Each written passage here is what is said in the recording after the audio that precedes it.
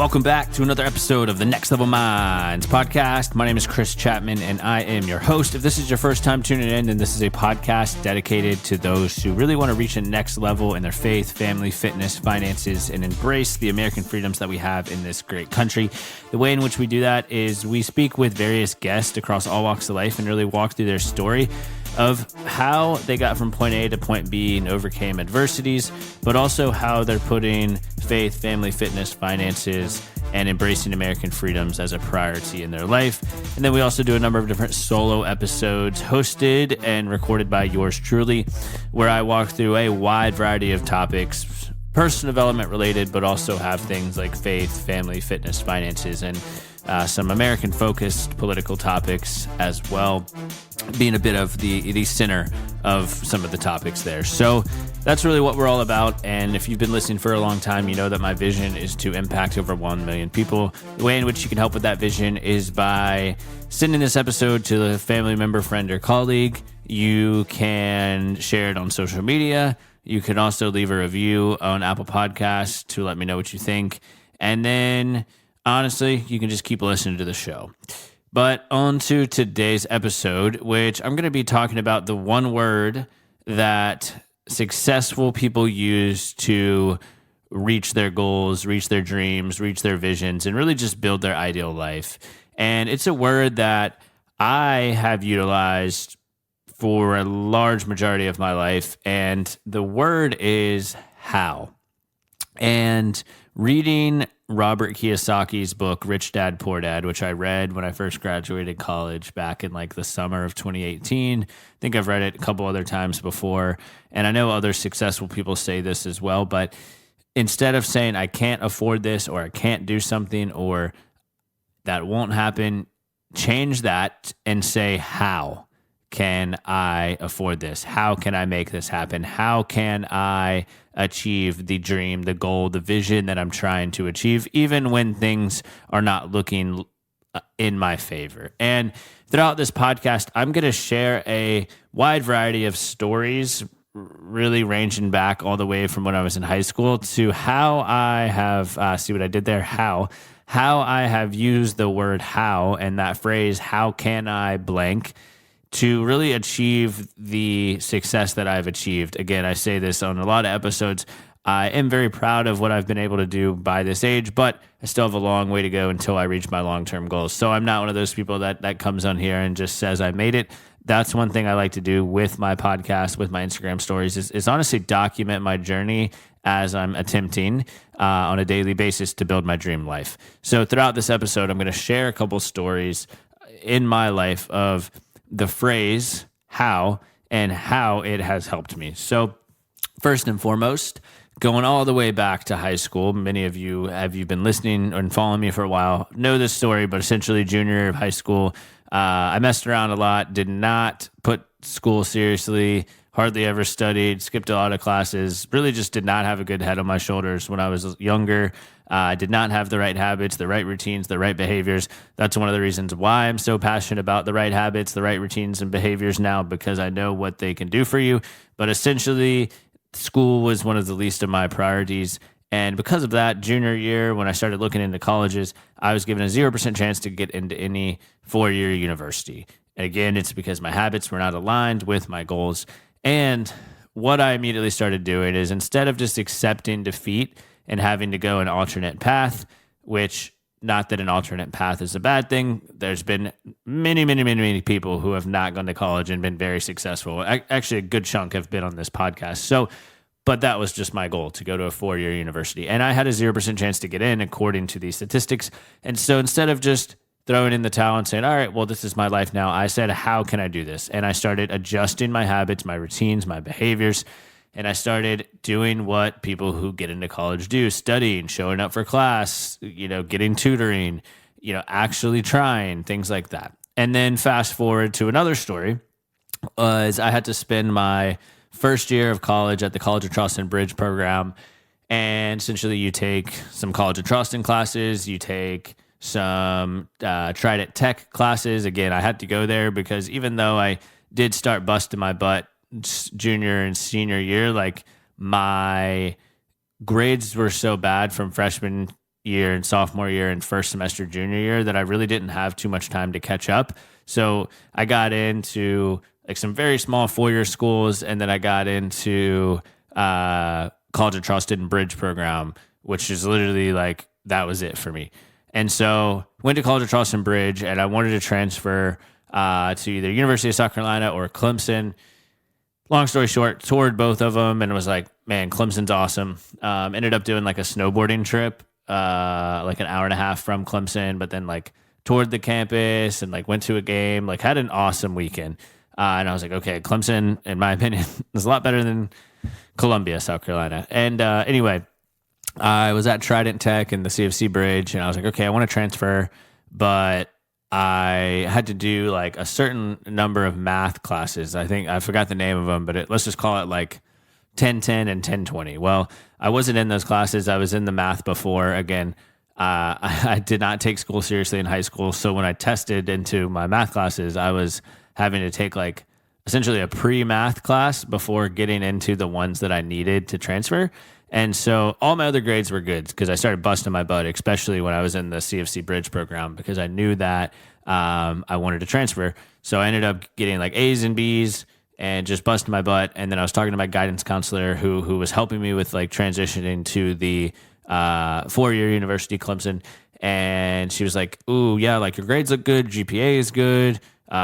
Things are going great, but it says clearly right here, Clemson requires you to take this math class and this math class, which you do not have. And so unfortunately, you're going to have to, probably go maybe like your junior year and take those classes your sophomore year. But don't worry, you can go junior year. And I was like, no, like I want to go sophomore year. So I have sophomore, junior, senior year, a full 3 years there after transferring. And she's like, well, sorry, this is just the how it's going to happen. And I said, no, like I'm going to figure it out. How can I get there? Well, I ended up getting like some recommendation letters. I ended up touring Clemson again, but this time I actually like cold outreached the admissions department. It was like, I want a meeting with your admissions department. And I essentially went in there and just said like, listen, like here's kind of my story, but here's where I'm at now. I really want to go to Clemson. Here's why. Here's why I would be a good student, blah, blah, blah. Had to kind of kiss some ass to get to the admissions department, but essentially like was just explaining like, hey, I didn't take school seriously. Now I see the importance of it, let me in kind of thing. And they ended up giving me an acceptance letter. But, most people, if they didn't say, how can I do it? They would just accept that reality. The other one, speaking of Clemson, was at the time I was about to graduate in like 4.5 years, but I could have done it in 4, which I did. I graduated, or sorry, not 4 years. I graduated like with my class. So I graduated in 2018 when I was supposed to. But there was a time at Clemson where just because of my course load, it looks like I was going to finish like 2019. And I was talking to my dad actually, and he's like, hey, there's something to be said about graduating with your class. And it's a very noble thing to do. So I would suggest you figure it out. And I was like, okay, let's do it. And so I just asked like, how can I make this happen? Ended up just putting in the work, taking a couple of summer classes, graduated on time. Another story is when I was moving to Charlotte, I was looking at a wide variety of apartments, and I found an apartment that was a little bit out of my price range, but it was awesome. Like it was right across the street from my first job. It was above a Whole Foods. Like it was literally in the center of everything that I needed, like groceries. Not that I really went to Whole Foods because I really had no money my first year out of college, but it was nice to live above it, close to the Panthers Stadium, right on the light rail. So you could like go anywhere by a quick kind of train ride type of thing. And the apartment was a little bit out of my price range, but I just was like, okay, like how can I do it? Because this is the spot where I want to be, and close to the Panther Stadium, and it was right in the center of everything. And I think it's just very important to run scenario plans. And another example of what happens when you say, how can I make this happen, is when I was about to buy my wife's engagement ring.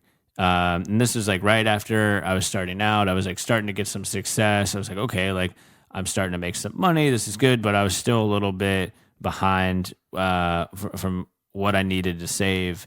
And essentially the store was going out of business, and I had like a month to save up what I needed because they were going out of business. It was a very nice engagement ring. They were giving me a great deal on it.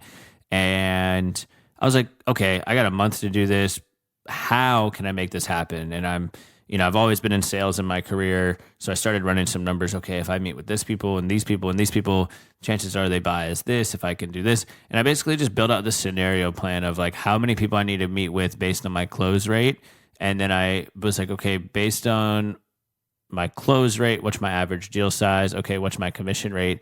Okay, I need to meet with X people. I need to close Y amount of deals, and I need to make Z level in commission, and I'll get there. And I built out this scenario plan. Sure enough, I closed what I needed. I got the money, and I bought the ring. And another purchase was in 2021 when Jacqueline and my wife and we bought our first house. And, at the time, I think our budget was pretty low. It was like $350K, first house, 2021.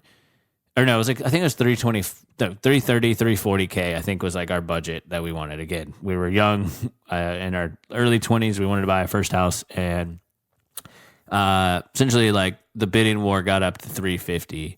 And long story short, we ended up buying the house. But before we bought the house, we both kind of ran the house scenario. Okay, how can we make this work? What are we going to have to do? How much are we going to have to make to like comfortably afford it so we can still hit our savings goals, blah, blah, blah, blah, blah. So another great scenario there. Also making my income goals that I had when I was like 24, 25, 26, 27, 28, 29, and now 30 is every year at the start of the year, I look at the income goal and I say, how can I hit this number? And I scenario plan and I map out what I need to do from a weekly basis, a monthly basis. I map out like my sales book of business, my accounts. How can I hit this goal? Without a how, I don't think it's going to happen.